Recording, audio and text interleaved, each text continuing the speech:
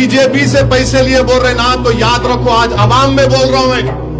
रसूल अल्लाह सल्लल्लाहु अलैहि वसल्लम की मस्जिद नबवी में था मैं, जुम्मे की नमाज पढ़ के निकल रहा था, तो एक साहब ऐसी बोले, मैं उनका हाथ पकड़ लिया, मैंने चलो रसूल अल्लाह सल्लल्लाहु अलैहि वसल्लम के सुनहरी जालियों के पास तुम खड़े रह के बोलना ये बात। मुअज़्ज़ज़ नाज़रीन किराम, आपने इस वीडियो को देखा।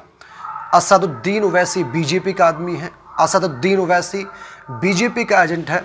असदुद्दीन ओवैसी ने बीजेपी वालों से पैसे लिए हैं और असदुद्दीन ओवैसी बीजेपी का दलाल है। इसी तरह हमारे मुआशरे में कुछ लोग ऐसे हैं जो इस तरीके से ख़यालात रखते हैं और वो जगह जगह पर इस तरीके से असदुद्दीन ओवैसी के हवाले से कहते रहते हैं।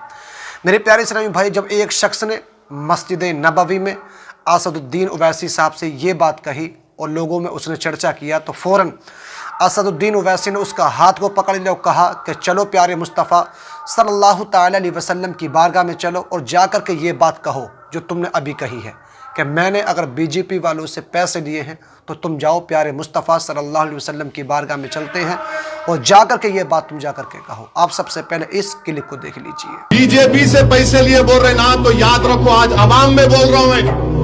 रसूल अल्लाह सल्लल्लाहु अलैहि वसल्लम की मस्जिद नबवी में था मैं, जुम्मे की नमाज पढ़ के निकल रहा था, तो एक साहब ऐसी बोले, मैं उनका हाथ पकड़ लिया, मैंने चलो रसूल अल्लाह सल्लल्लाहु अलैहि वसल्लम के सुनहरी जालियों के पास तुम खड़े रह के बोलना ये बात।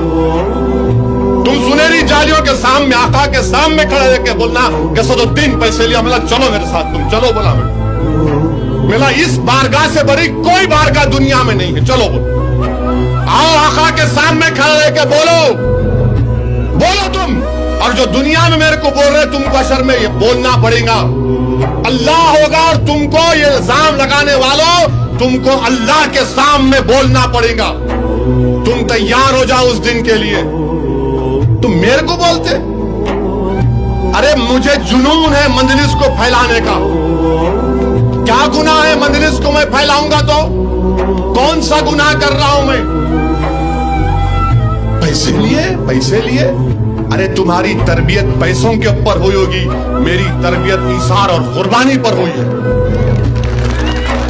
हमेशा हमारे मरहूम बाप और अल्लाह मेरी अम्मा को अच्छा रखे, हमेशा मेरी अम्मा सोने से पहले सिखाती थी, आज भी वही बोल कि अल्लाह पे नजर रखो, अल्लाह पे नजर रखो, अल्लाह से उम्मीद रखो। मुअज़्ज़ज़ नाज़रीन किराम, आपने इस वीडियो को देखा और देखने के बाद में आप समझ गए होंगे कि किस तरह असदुद्दीन ओवैसी के दिल में मुसलमानों के लिए और एक मज़लूमों के लिए किस तरह दर्द है। उन्होंने कहा, क्या मैं ये गलत हूँ कि मैं अपनी मजलिस को, अपनी कौम को सीधे रास्ते पर लेकर के आऊँ? क्या मैं ये गलत हूँ जब लोग इस तरीके से कहते हैं कि असदुद्दीन ओवैसी ने पैसे लिए हैं, असदुद्दीन ओवैसी बीजेपी का दलाल है, असदुद्दीन ओवैसी बीजेपी का एजेंट है? तो बहुत बुरा लगता है। मेरे प्यारे इस्लामी भाइयों, जो शख्स सबसे पहले मुसलमानों के लिए अपनी आवाज़ को उठाता हो, मज़लूमों के लिए अपनी आवाज़ को बुलंद करता हो, क्या वो बीजेपी का दलाल हो सकता है? क्या वो बीजेपी का एजेंट हो सकता है? लेकिन हमारे मुआशरे में कुछ लोग ऐसे हैं जो इसी तरह ख्याल रखते हैं और वो ये समझते हैं कि असदुद्दीन ओवैसी बीजेपी का दलाल है। उनकी सोच कितनी गंदी सोच हो चुकी है। मेरे प्यारे इस्लामी भाइयों, सबसे पहले आप ज़रा गौर करें कि हमारे इस हिंदुस्तान में इस वक्त मुसलमानों के जो सांसद हैं वो 26 से 25 सांसद हैं, लेकिन क्या कोई अपनी पार्टी के ख़िलाफ़ कोई आवाज़ उठाता है? क्या उन लोगों ने कभी मुसलमानों के लिए अपनी आवाज़ को उठाया? कोई भी ऐसा सांसद नहीं है जो मुसलमानों के लिए या मुसलमानों की हमदर्दी के लिए अपनी आवाज़ को उठाता हो या मज़लूमों के लिए अपनी आवाज़ को उठाता हो। सिर्फ़ उन्हें अपनी सियासत से मतलब है, अपनी पार्टी के ख़िलाफ़ वो एक लफ्ज़ भी नहीं बोल सकते। मगर एक शख्स ऐसा है जिसको असदुद्दीन ओवैसी कहते हैं, जहाँ पर वो ये देखते हैं कि जुल्म कहाँ पर ज़्यादा हो रहा है, वो मज़लूमों के लिए अपनी आवाज़ को उठाते हैं। जहाँ पर वो ये देखते हैं कि किसके ख़िलाफ़ साजिश रचाई जा रही है, उसके ख़िलाफ़ वो अपनी आवाज़ को बुलंद करते हैं। और जहाँ पर मुसलमानों का मामला आता है, वो कदम ब कदम बढ़ के उसमें अपनी आवाज़ को बुलंद करते हैं और कहते हैं कि किस तरह देखो मुसलमानों पर जुल्म हो रहा है। मेरे प्यारे इस्लामी भाइयों, लेकिन आज हमारी कौम के कुछ लोग उसी को गद्दार बता रहे हैं, उसी को एजेंट बता रहे हैं, उसी को बीजेपी का दलाल बता रहे हैं। ये कितनी गलत सोच है और हमें अपनी सोचों को बदलना होगा, अपनी फ़िक्र को बदलना होगा। मेरे प्यारे इस्लामी भाइयों, यही जो सोच हैं, यही वजह है जो हमें बर्बादी के रास्ते पर लेकर के जा रही हैं।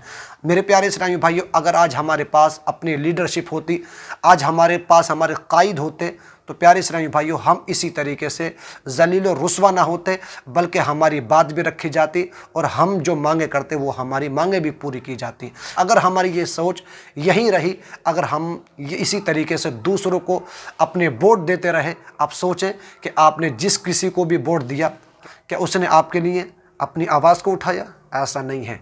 सिर्फ आपने वोट दिए, वोट देकर के बात ख़त्म हो गई, वो जीत गया और जीतने के बाद में अब 5 साल के बाद में फिर वो तुमसे कहेंगे सब हमें वोट दो, हम तुम्हारे लिए अपनी आवाज़ों को बुलंद करेंगे। लेकिन जब से ये लोग जीत जाते हैं, कोई आवाज़ बुलंद करने के लिए कोई तैयार नहीं होता है। तो हमें समझना चाहिए, अपने लीडरशिप को तैयार करें, सोचें, गौर व फिक्र करें। जब हम अपने लीडरशिप को तैयार करेंगे, उनके साथ कदम ब कदम चलते रहेंगे, तो प्यारे इस्लामी भाइयों, आपने देखा कि नीतीश कुमार के पास में सिर्फ 16 सीटें थीं, लेकिन तमाम बीजेपी के लोग उनके पीछे पीछे फिर रहे थे। किसी सूरत से ही हमारी पार्टी में आ जाए, किसी सूरत से ही हमें सीटें दे दें जिसकी वजह से हम जीत जाएं। वो हुआ भी फिर ऐसा ही। नीतीश कुमार बीजेपी में शामिल हो गए, होने के बाद में पूरा तख्ता पलट जाता है। इसी तरह मेरे प्यारे इस्लामी भाइयों, 16 सीटों के होने के बावजूद वो आज राजा की गद्दी पे बैठा हुआ है। जो वो मांगे कर रहा है, उसकी मांगे पूरी की जा रही हैं। वजह हमारी सिर्फ इतनी है, हमारे पास लीडर नहीं है, हमारा कोई कायद नहीं है, इसी वजह से हम पीछे हैं और हम इसी तरीके से पीछे रहेंगे जब तक हम अपने कायद को ना चुनेंगे।